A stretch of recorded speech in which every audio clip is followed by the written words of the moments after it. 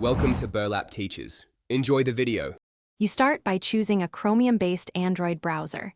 Kiwi or Yandex support extensions, so pick one. Once chosen, open Settings and enable Developer Mode or Experimental Extension support. This unlocks the installer.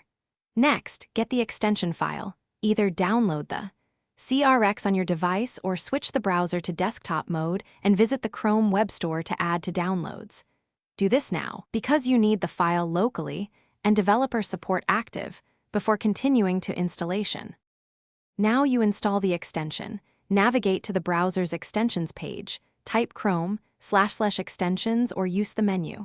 Once there, enable developer mode if not already, then locate your downloaded CRX file in Files and drag and drop it into the extensions page, or tap Install if the browser offers that.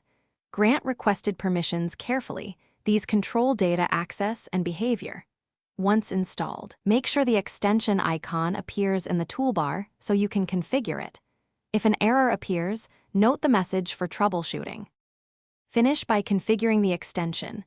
Open its options or settings, sign in if required, and set preferences to match your workflow. Once done, test the core features on an appropriate website or a sample page to confirm behavior.